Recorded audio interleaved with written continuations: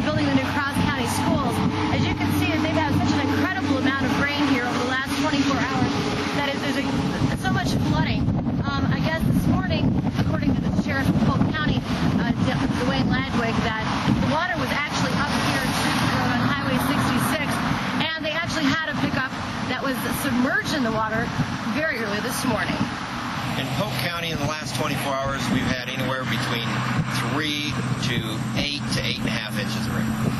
And are you under flood warning now, and how long do you think that is going to last? Yes, we are under a flood warning until 4:30 this afternoon, and National Weather Service at this time wants me to call them back right now. And can you talk about where we're standing and how, and then basically to show again how high the water was this morning?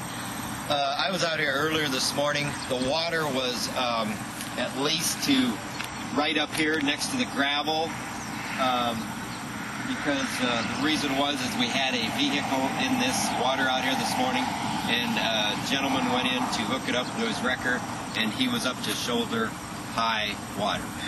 And where are you seeing the most flooding in Polk County right now? Right now, most flooding is happening right now between Strongsburg and Polk.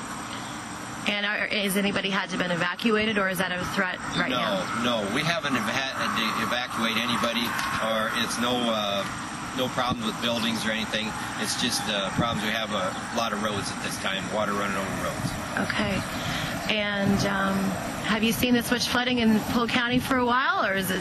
No, I haven't seen this much flooding in Polk County for several years like this. And this is becoming a problem for some of the farmers in this area just across the road.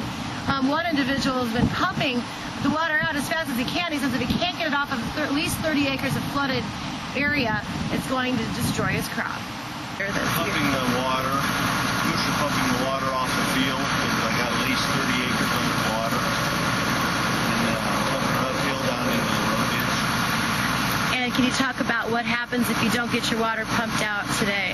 Well, if I don't, I got 2 days to get it pumped off, and if I don't pump off by then, it'll kill the crop.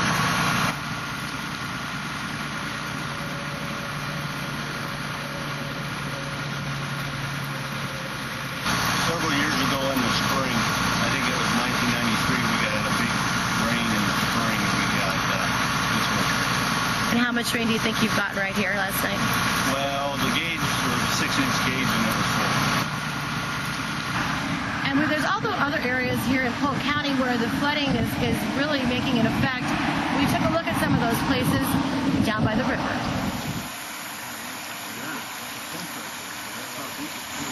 And as you can see, now we are standing at a site along the Blue River. We're exactly 2 miles west of Highway 81 from the cross-county school site.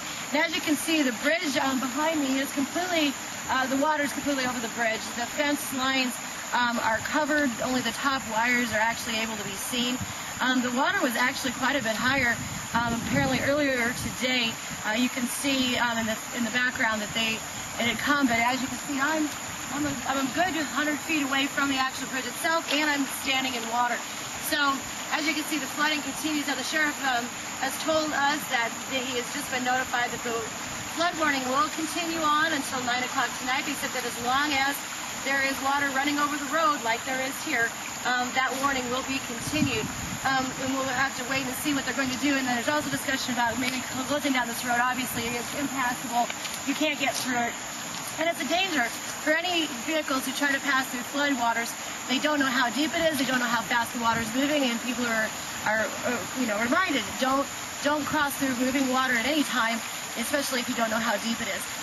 So again, we're in Polk County where the flooding conditions really do exist after they got between 3.5 and 8 inches of rain. We'll stay on this story and bring you all the latest developments. Again, this is Melanie Wilkinson with YorkNewsTimes.com.